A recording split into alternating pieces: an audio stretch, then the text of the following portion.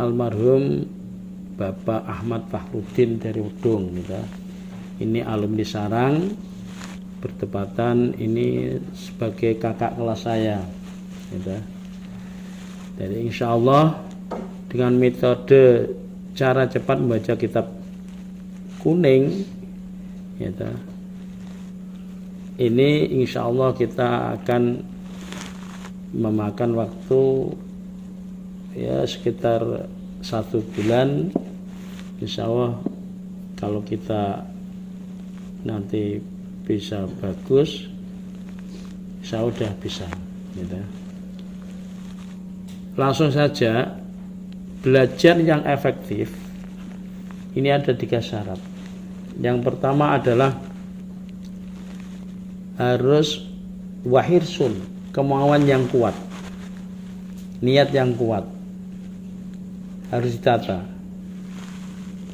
Dan orang lain bisa, saya harus lebih bisa, itu tanamkan di hati kita. Orang lain bisa, saya harus lebih bisa. Hilangkan penyakit yang kronis, itu penyakit heleh, tahu heleh? Heleh itu. Belajar heleh, itu hilangkan. Ganti saya harus bisa. Jangan pesimis ya. Wahirsun, niat yang kuat. Yang kedua harus fokus. Kita belajar fokus. Jangan sampai jasanya di sini tapi pikirannya ada di pasar malam. Itu nanti nggak paham. Harus fokus. Yang nomor 3 banyak praktek.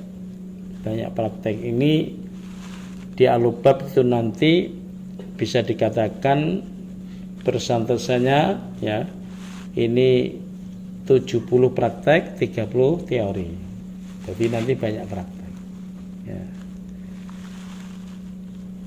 Terus kalau kita ingin menguasai bahasa Arab, entah itu muhadasah atau baca kitab, ini ada 3 hal yang kita pelajari. Yang pertama adalah belajar nahwu. Nahwu itu ada untuk bahasa bebasnya, untuk mengharokati kitab yang tidak berharokat. Itu nahwu tugasnya. Nomor 2 sorob, itu untuk membedah kalimat. Dan yang nomor 3 adalah kosakata. Jadi nanti kalau di alubab itu modelnya gini, contohnya ya, ketika pendalaman kosakata itu nanti tidak dibenarkan jenengan nanti ketika untuk belajar itu memakai kitab yang terjemahan, maka sedia kamus gitu. Jadi ketika arti tidak ada, cari di kamus. Kan sama dengan kitab terjemahan lain. Nah, kitab terjemahan nanti jenengan caranya orang itu sudah nemu enaknya gitu loh. Tapi kamus nanti kamu cari itu nanti ada tasrifnya di situ gitu. Ya, ini. Jadi harus banyak praktek. Nah, jabatan praktek itu dalam arti yang nanti setiap per satu kalimat ya per satu fasal itu pasti ada tugas yang saya ambil dari kitab. Atau mungkin tidak ada contoh jayatun lagi nanti di sini. Ini apa dari caranya? 1, kemauan yang kuat, fokus dan banyak praktek. Ya. Dari kalau belajar bahasa Arab, kalau pengen pintar bahasa Arab harus bisa menguasai nahwu, sorob dan kosakata. Dalam arti nanti yang sediakan kamus-kamus yang kecil aja, yang Yunus itu yang murah, yang 50.000 beberapa itu. Ini. Gitu. Terus kembali kepada materi nahwu. Materi nahwu itu nanti di alubab dibagi ada 2. Ada materi pokok, ada materi tambahan. Bahasa nahwunya itu makmul umdah sama makmul fudlah. Nanti yang saya jelaskan secara mendetail itu yang makmul umdah. Jadi nahwu itu kalau hanya membaca kitab itu hanya yang bisa menguasai pembagian kalimat, alamat i'rab dan kedudukan kalimat. 3 itu. Ya, kedudukan kalimat itu yang termasuk materi pokok ini hanya marfu'atul asma.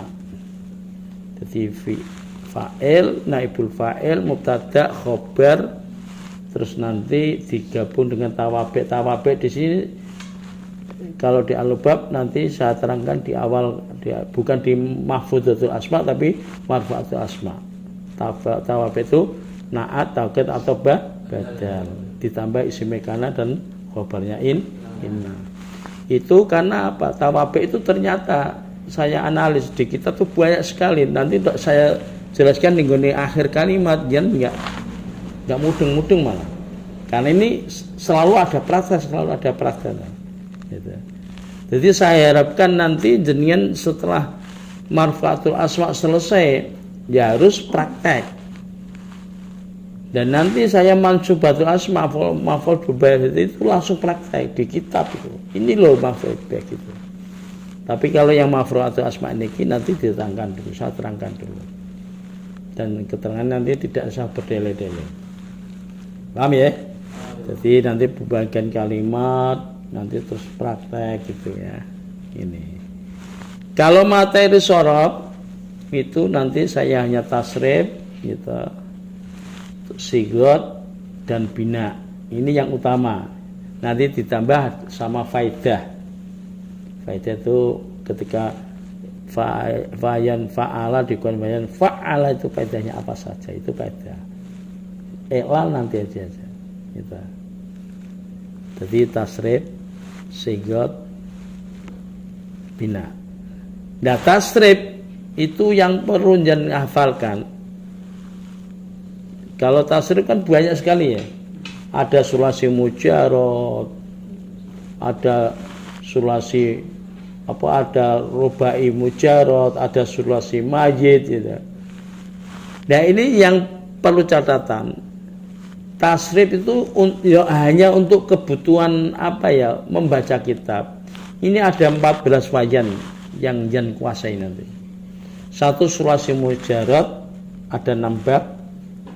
Sulasi majid 1 ya, itu ada 3 wajan. Sulasi majid 2 yang 5 huruf itu ada yang jangan kuasai cukup 4 bab, 4 wajan.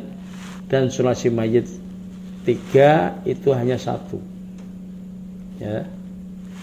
Contohnya sulasi mujarrad itu mulai dari fa'ala yaf'ulu ya, terus fa'ala yaf'ilu, fa'ila yaf'alu, fa'ala yaf'alu, fa'ila yaf'alu, fa'ula yaf'ulu, fa'ila yaf'ilu. Itu jangan kuasai bab itu. Ulang yang sulasi mujarrad, fa'ala yaf'ulu, fa'ala yaf'ilu, fa'ala yaf'alu, fa'ila yaf'alu, fa'ula yaf'ulu, fa'ila yaf'ilu. Itu jangan kuasai. Nanti ada lagunya.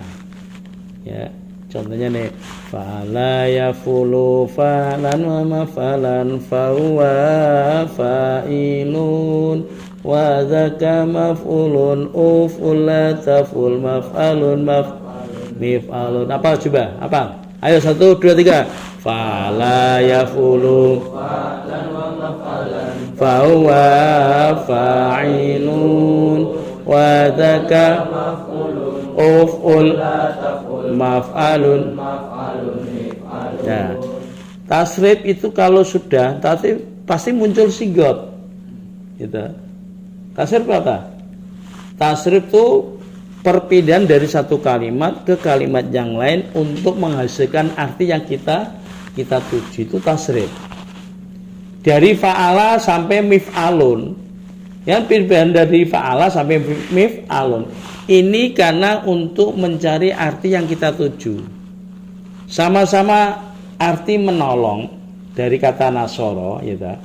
Loh, jangan mengendaki orang yang ditolong, jangan pakai nasoro, harus nasirun. Kalau orang yang ditolong jangan nasirun, jangan nasoro, tapi mansurun. Kalau waktu menolong itulah tujuannya tasrif. Paham ya? Nah, ini kita tasrif.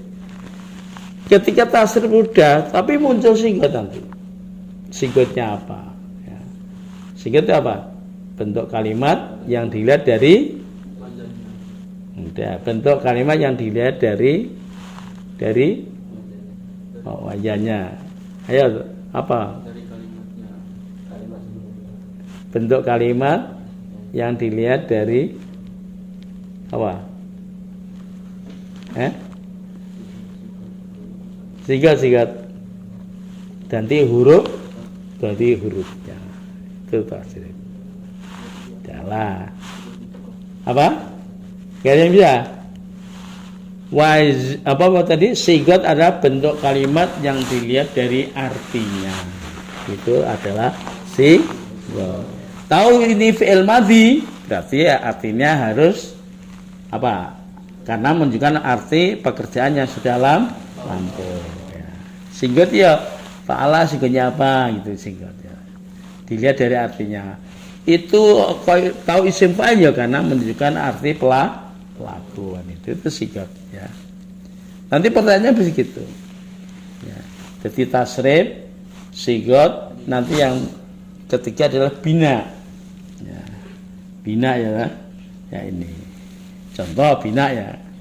Contoh bina. Bina kan bina atau apa? Bina apa? Bangunan kata itu secara umum ya. Bina itu adalah bentuk kalimat yang dilihat dari komponen atau letaknya huruf. Karena bina itu bersangkutan dengan fi'il ya. Contohnya bina soheh. Apa yang dikatakan dengan bina soheh? Lihat dari komponen hurufnya. Gitu.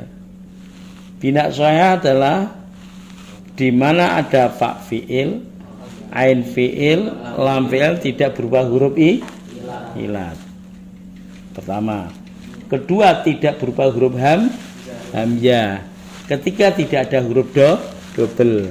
Itu bina soheh. Contoh ya.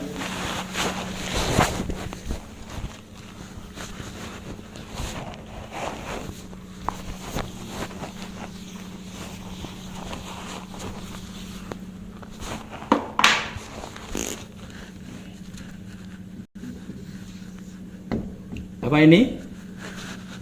Nasoro. Ini fa fi'il, ain fi'il ada huruf ilat ya?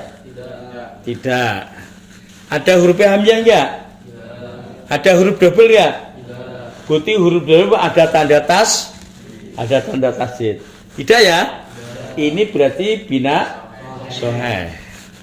Jadi